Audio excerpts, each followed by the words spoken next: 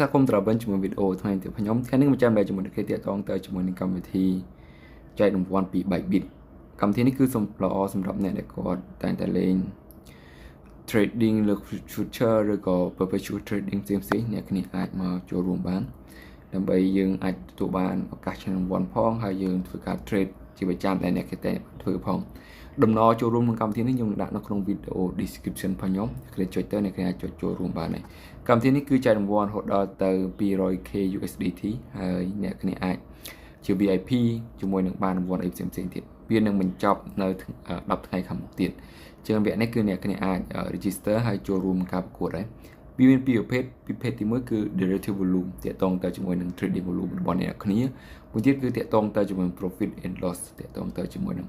អ្នកគ្នាបើសិន trade ចំណេញបានច្រើនជាងខាតអញ្ចឹងអ្នកគ្នាក៏អាចឈរលំដាប់ខ្ពស់ផងដែរ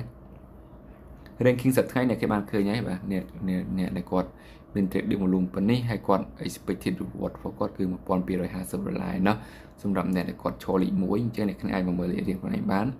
ហើយនេះតាក់ទង trading volume លេខ1បាទដែលមាន trading volume ពី1ទៅ100លានអ្នកគ្នាទទួលបាន$750សម្រាប់អ្នកដែលគាត់ឈរលំដាប់លេខ1ដែលមាន trading volume 100ទៅ350អ្នកគ្នាអាចមើលតាមលក្ខខណ្ឌទាំងអស់នេះបានអ្នកគឺទទួលរង្វាន់តាមហ្នឹងហើយរូបលេខផ្សេងៗអ្នកគ្នាមើលខាងក្រោមហើយបើសិនជាអ្នកគ្នាចុចចាប់អារម្មណ៍អ្នកគឺជួយពី log in ហើយជួយពី register now ទៅហើយមួយទៀតគឺអ្នកគ្នាអាចត្រូវធ្វើ KYC បានរួចរាល់បាទធ្វើ KYC ទេអ្នកគ្នាប្រកាសជាអត់បានទេបាទហ្នឹងហើយ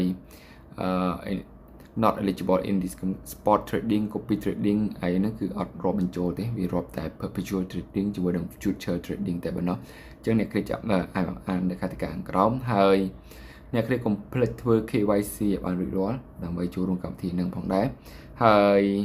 ចុងបញ្ចប់បាទអ្នកគ្នាអាចអានលក្ខខណ្ឌខាងក្រោមផ្សេងៗហើយខ្ញុំគិតថាលក្ខខណ្ឌខាងក្រោមនេះភាគច្រើនវាអាចនឹង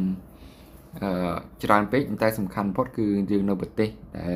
verify បានហើយមួយទៀតគឺយើងត្រូវចុច